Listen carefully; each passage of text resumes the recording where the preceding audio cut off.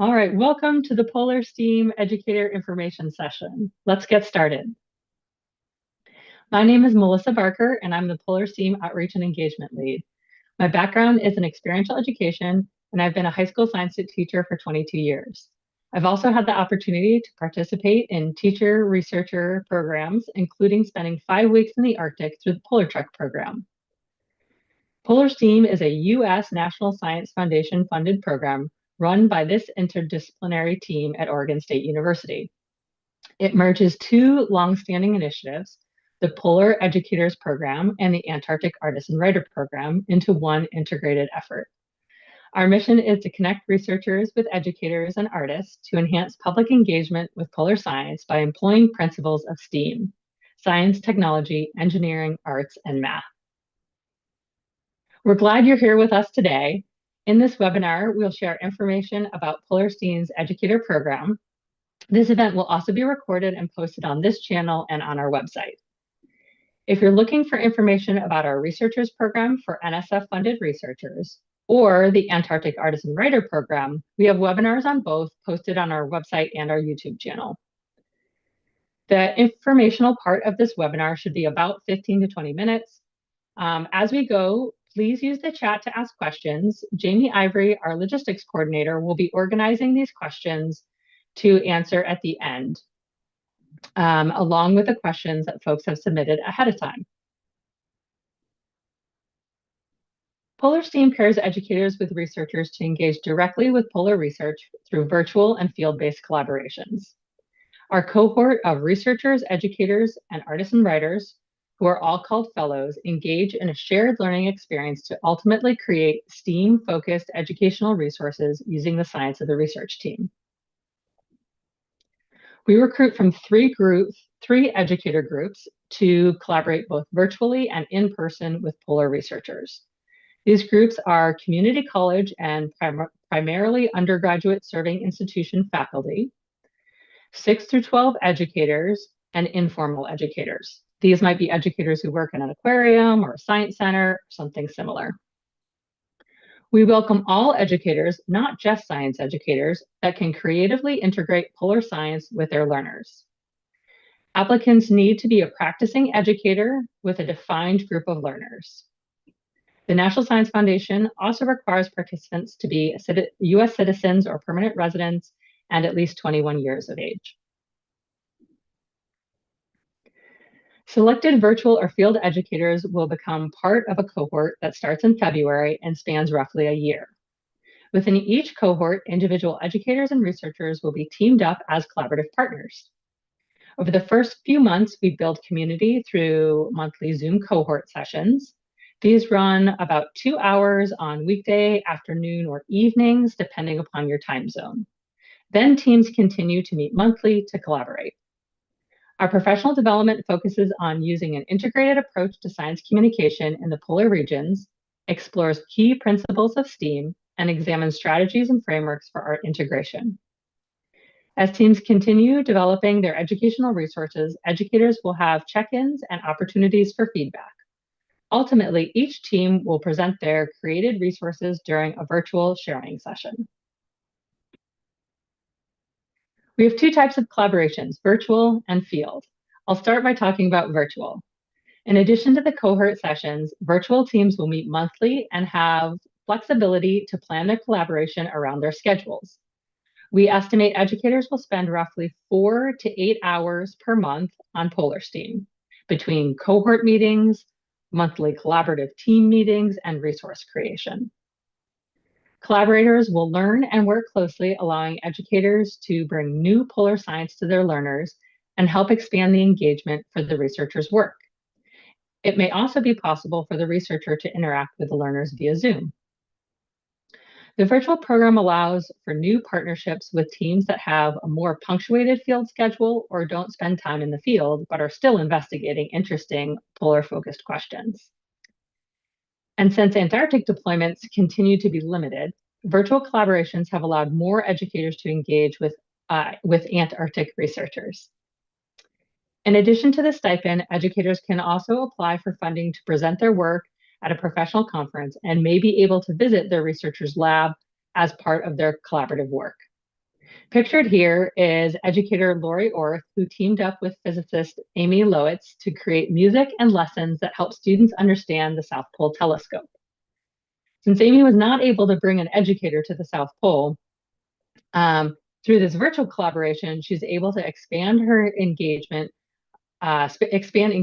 with her work. Lori was able to visit a similar telescope in Tucson, Amy's home telescope, with a trip funded by Polar STEAM, making the science feel personal and exciting for her students and providing Lori with more insight into Amy's work. In field-based collaborations, teams will initially interact virtually to build community and prepare for field deployments.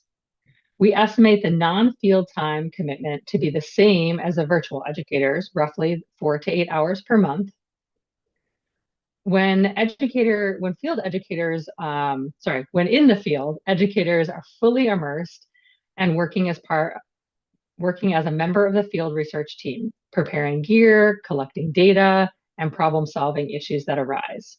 This often means working 10 to 12-hour days in variable conditions with little to no personal time or space. Arctic deployments are shorter and usually in the summer, while Antarctic deployments are much longer and during the school year. Many educators are finding it difficult to gain support for longer absences during the school year.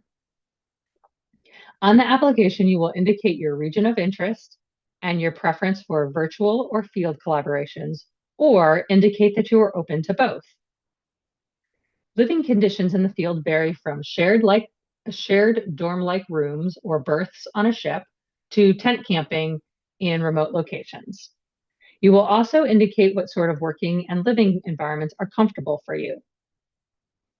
In addition to the stipend, we cover travel, food, outdoor wear, and funding towards substitute costs.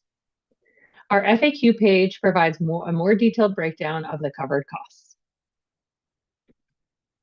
Now I'll share a little bit about our current cohort. Here you can see an overview of our 2025-26 cohort. This slide gives you an idea of how many educators, researchers, and artists can participate each year. The blue shapes break down the participants by category, and educators are further broken down into three educator groups. In orange, we've mapped our teams by collaboration type and location. These are our current virtual teams. We just met with our virtual educators the other night, and they were bubbling over with excitement about their collaborations and the resources that they're working on with their researchers. In this group, we have researchers who are investigating leopard seal populations, whales, phytoplankton community composition in the southern and phytoplankton community composition in the Southern Ocean, as well as Arctic-focused researchers modeling microbial communities, looking at the role of ice nucleating particles and their feedback on clouds, and using sediment cores to examine primary producers in Greenland lakes. Some really interesting research. We have 9 teams that will head into the Arctic in 2025. One team has actually already gone. They were out in April on the sea ice, and the rest are sprinkled throughout June, July, and August. These educators will spend 1 to 4 weeks working as part of the research team. Here are the locations where they'll be working. You can see we have land-based teams throughout Alaska and Greenland. We have one in Greenland. We have 2 Arctic ship-based teams, one in Southeast Alaska and one in Southeast Greenland. You can learn more about all of these projects on our website. The field locations are dictated by the work sites of the collaborating researchers, which changes every year. We anticipate the majority of the field collaborations for 2026 will again be in the Arctic. And finally, our Antarctic teams. We have 2 ship-based expeditions that will be working around the Antarctic Peninsula. Each of these has an educator and an artist working with a researcher. And our first land-based Antarctic fellow is a musician and performing artist who will be working with a team searching for meteorites.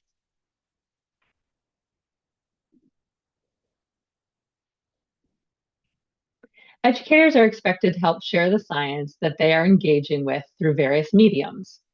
We use social media and curated blog posts, and also look to the creative ideas from our educators to enhance this sharing.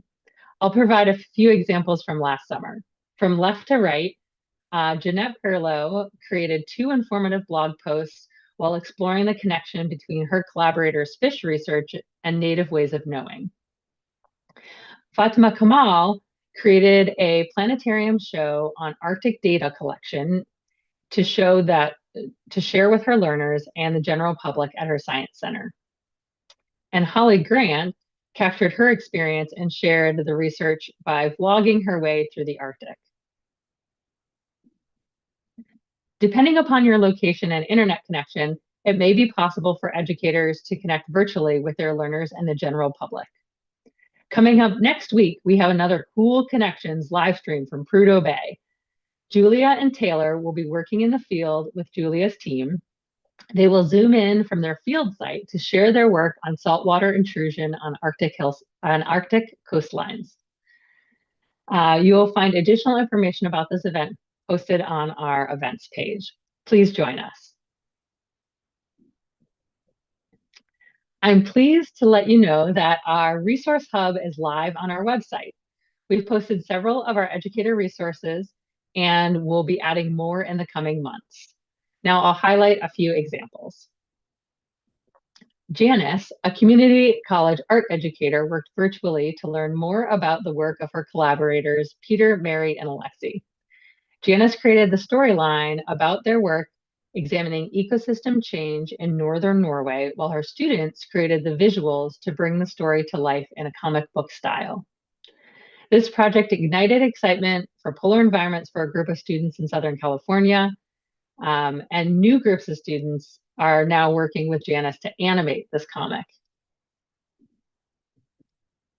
This same team was able to take an educator to the field with them last summer. Matt, a middle school educator in Anchorage, Alaska, created a lesson that uses Scratch programming language to create an ecosystem simulator that models the population dynamics studied by his team. Learners were able to model the ecosystem and then make modifications to understand outcomes of changing the variables. This lesson will be on the Resource Hub soon. Megan, a program director for a garden and nutrition nonprofit, worked with her collaborators, Mike and Yoko, who study food life history and food security in remote Alaskan villages. She created several activities, including the one pictured here, that is based on her collaborators' research into underground food storage and her time spent working with them in Anaktuvik Pass.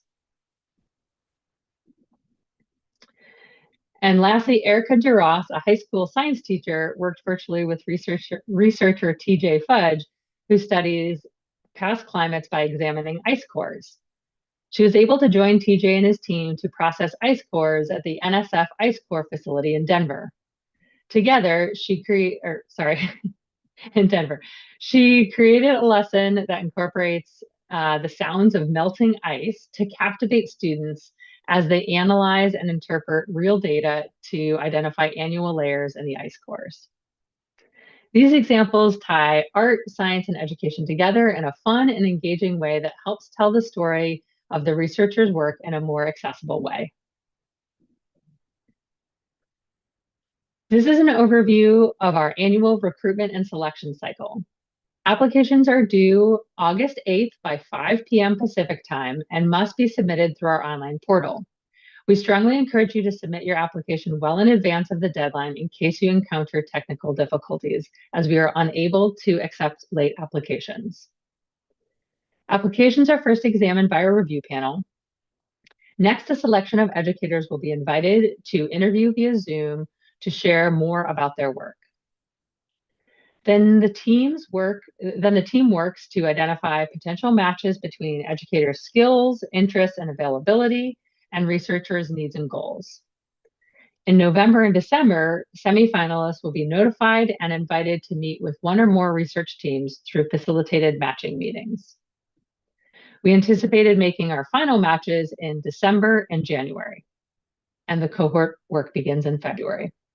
We will match up to 10 virtual and 12 field-based educators.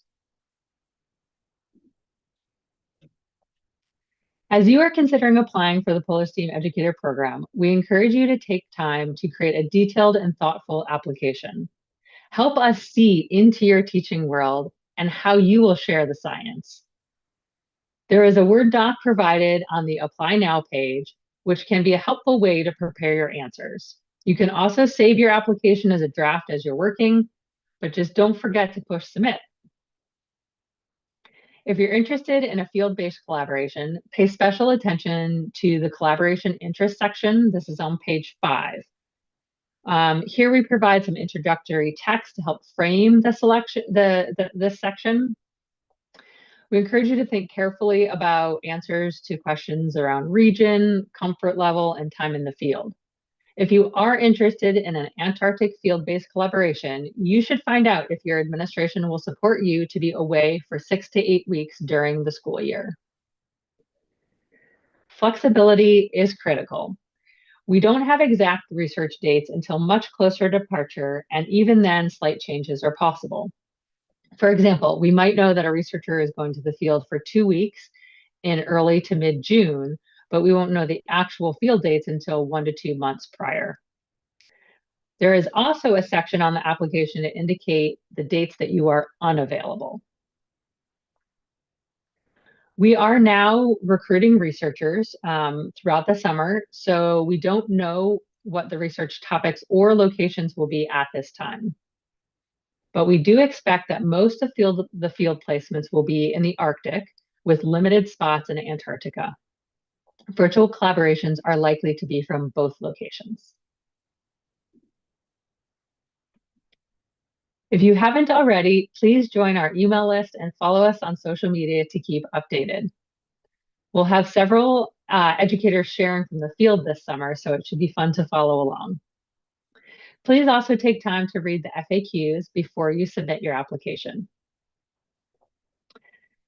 And that's all I have for now. So I'm going to stop my screen share so that we can take some questions.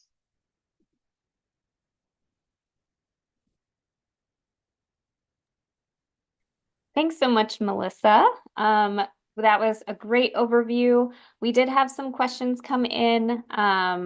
We'll start with one that was posted ahead of time. This educator is interested in the field collaboration and wants to know if they need to have prior experience with field work to participate. That's a great question. No experience is needed. On the application, you'll tell us, what your comfort levels are in different conditions. There's a lot of questions about this to really make sure that we're not going to place an educator in, camping in a remote location when they don't want to do that. Yeah, that helps us to figure out matches, and you don't need to have experience to participate. And then for someone that maybe doesn't have a lot of field work experience, can you describe what a day in the field looks like for an educator that is going to be engaging with a science team? Sure. Yeah, it'll look a little different depending upon what sort of research you're doing, but generally, some teams like early morning, some teams maybe a little bit later because they had later afternoons in the field. But having breakfast, getting a day packed up, maybe you're taking a truck or you're hiking out to your site. You might be sloshing in your waders through lots of wet ground, but probably walking across and through tundra, which is quite challenging. It's very different walking than most of us are used to when we're walking on a trail. But getting out to that field site, spending multiple hours out there, maybe there's multiple sites you're visiting in a day, taking data. Sometimes it's a pretty repetitive process. For example, taking thaw depth. You might be doing that measurement again and again and recording that. But it's exciting because you know that you're collecting data to kind of work towards that end goal. Ultimately, if it's a long day, it might be 10 or 12 hours out in the field out working, or you may come back in and have some lab work to do as well. And then, usually dinner with the team, and then early to bed. Jamie, will you share a little bit about like what it might look like on a ship? Sure. Yeah. I used to be an oceanographer, so I've spent a lot of time out at sea, and it's pretty similar in that it's pretty long days. Researchers are trying to get as much science data collected in their limited time in the field as possible. So most of the time you're waking up to start oftentimes a 12-hour shift. And they can be odd hours. So sometimes on ships, you're doing 3 a.m. to 3 p.m. or 7 to 7 or noon to midnight, something like that. You'll pack up your things for the day so that you're not interrupting your bunkmate that's sharing the room and maybe needing that space when you're not in there working on an opposite shift. But yeah, oftentimes it's really, really like exciting, trying to race the ship to the next station where you're sampling, and the sampling can vary. Sometimes there's a lot of wait time while something's in the water. Sometimes things are very quick back and forth. And then there are meal breaks that revolve around the ship's meal schedule. And then after your time is done on that shift, you can kind of try to relax, go to the bridge where they're operating the ship's driving, and hang out and do a lot of bird watching and whale watching. Yeah, it's kind of like a summer camp, but for science. It's very exciting times. Nice. Thanks, Jamie. Yeah. Let's see. We've got a question that just came in about what about does everyone have to be a science educator? Can they study things like economics or teach things like economics? Maybe. Yeah, great. Yeah. So, you do not need to be a science educator, but you do have to be able to demonstrate that you can use the polar science in your classroom with your learners, and create curriculum with that. So, but we've had art educators, let's see, math teachers, science teachers, of course, social studies. Yeah, we've had a lot of different types of educators and informal educators in our cohorts. And I know you mentioned this in the live stream, but just one more time, is there an age limit, or perhaps is there a limit on years of experience? Mm. Yeah, so you do have to be 21 years of age. Um, and then experience, no. There's not a limit on, how much experience you have to have. And like we said, you don't need to have experience actually working or being in the field, or collaborating. We're actually really looking for a range of educators with a range of experience. And, our current cohort is a great example of that, with folks from, all different ranges of experience and, amount of time in the classroom and so forth. Let's see. Oh, there's another question about just requirements to participate. What about someone teaching elementary school, like fourth or fifth grade? Yeah, unfortunately, I'm sorry to say to the elementary school teachers, and we get this question a lot, that it's not in our cooperative agreement. So, NSF specifically in our agreement has 6th through 12th grade. So we cannot include elementary school teachers at this time. Thinking about preparing an application, since we don't know what researchers and subject matters are available for collaboration at this time, do you have any tips with the application on how an educator can provide an application with that unknown in mind? Yeah, so We don't ask you to identify specifically what types of area of research you're interested in, although we welcome you to share that with us through the question that's really asking about how you would incorporate this information with your learners. So depending upon your subject area, you might have some ideas of how what ways you would use to engage your learners, how you would bring all the science back. And so that's what we're really interested in, is how you would use it with your learners.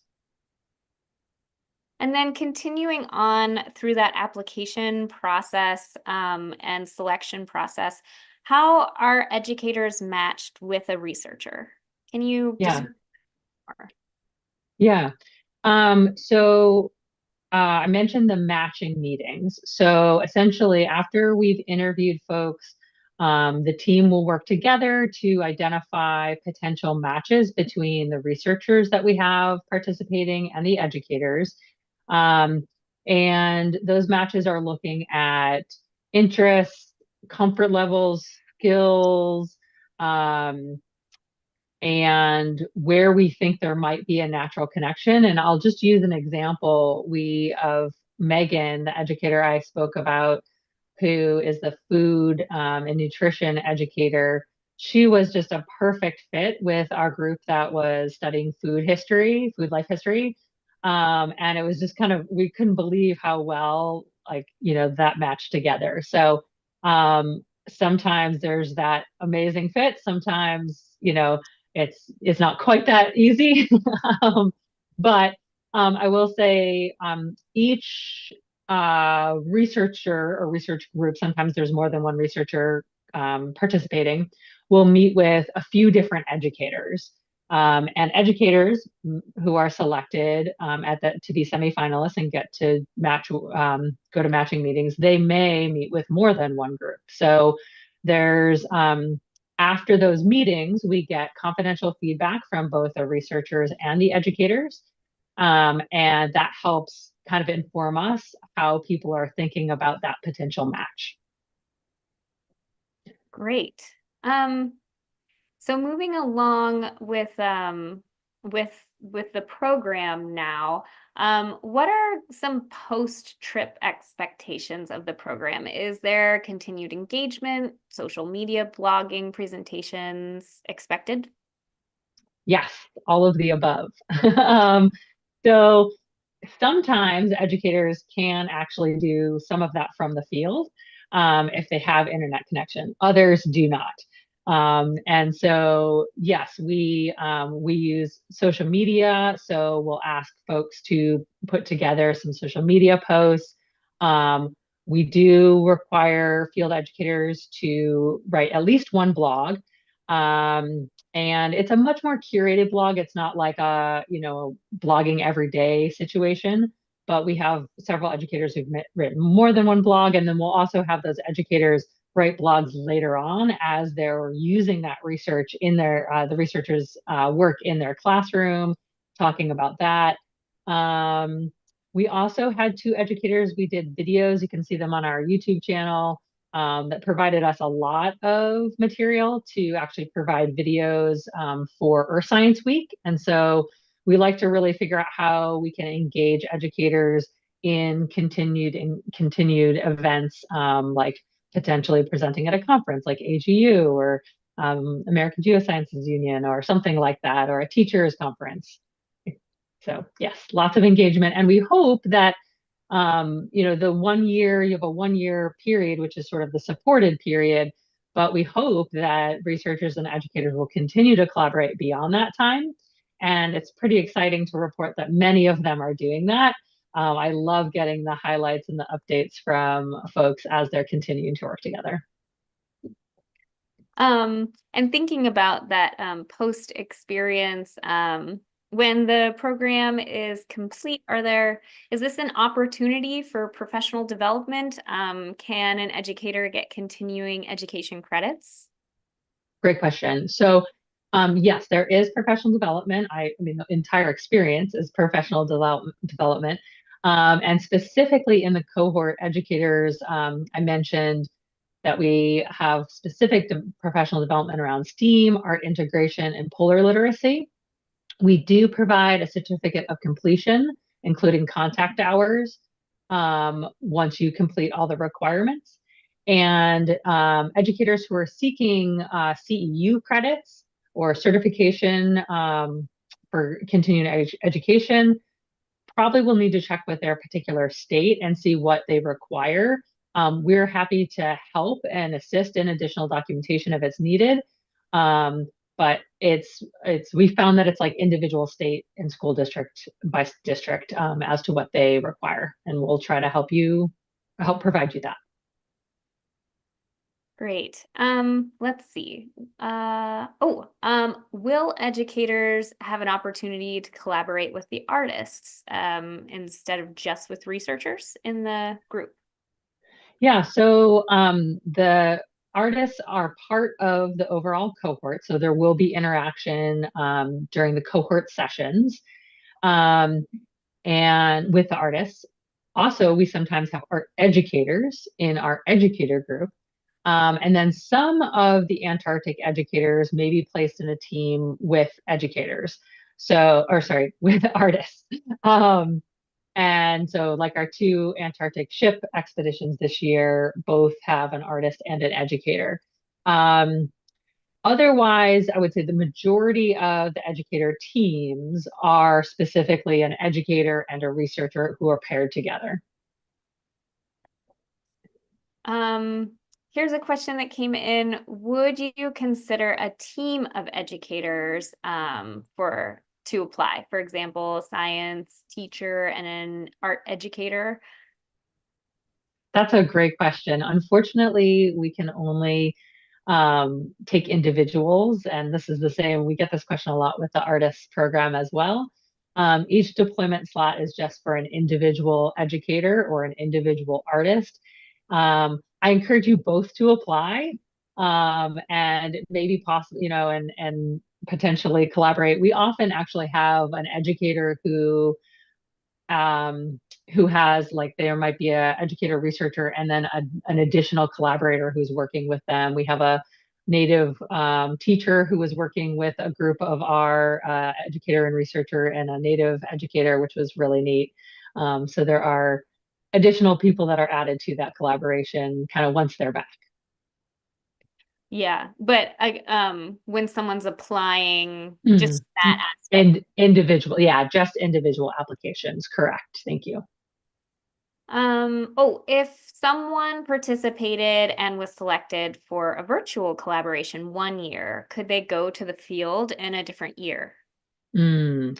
Yeah, so one of the goals of our program is to expand participation in polar science. So it's unlikely that we would have repeat participants. So I would say no to that. If you're participating in our program, it's sort of a one-time opportunity, but then hopefully that collaboration will continue. This is a pretty common question too. Do you need to be a classroom teacher to apply? You do not. Informal educators are also eligible. In fact, we have many of them in our current cohort.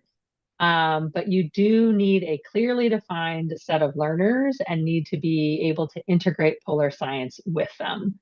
So if you are someone who's just teaching, maybe a class here or a class there, in the community, that's not going to reach the bar. All right, we are starting to wind down on questions. If anyone that's watching live wants to post a question in the chat, we still have time to take a few. And while we're waiting for anyone to come in through the chat, another question that often comes up, how many applications do you receive in a year? Yeah, it's pretty competitive. Somewhere between 100 and 150 applications are very common. We never really know year to year, but keep in mind though, we are looking for a broad range of educator types, experiences, and learners served. So, it's not just like if you feel like maybe I don't have enough experience, I'm not really sure. we'd encourage you to apply. And then this is a bit more specific. Someone who's a social studies educator was wondering if there's some great social studies connections to Polar STEAM teachers. If you can highlight any examples of more of a non-science connection, non-science educator being involved in the program.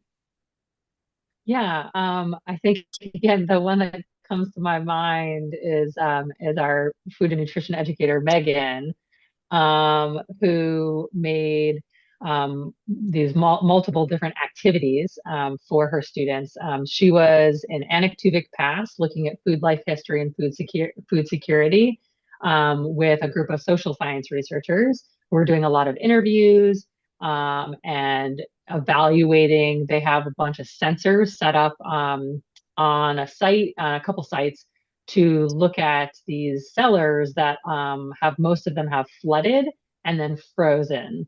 And so they're no longer usable. And so they were sort of working with the elders to try and establish a new site and monitoring and using the data to figure out where that site might be to create a new cellar for the community. And oh, I would say also you can take a look at the resource hub to see some other examples that have been created. Wonderful. That's about it for questions. One more came in asking if, family could join, but again, we accept a single person per application, and that would exclude family as well. Yeah, and that's about all of the questions that have come through. We've answered everything that's come through at this point. This session is being recorded. That was a recent one that just came in. Melissa, do you have anything else to add? I think just, we look forward to seeing your applications and your creative ideas for how to share the science with learners and your community. And yeah, reach out if you have other questions. And please do use the resources on the website to help you in creating your application and getting a little more information about the program. Thanks so much for joining us. We really appreciate your time and I hope you have a great summer. Bye-bye.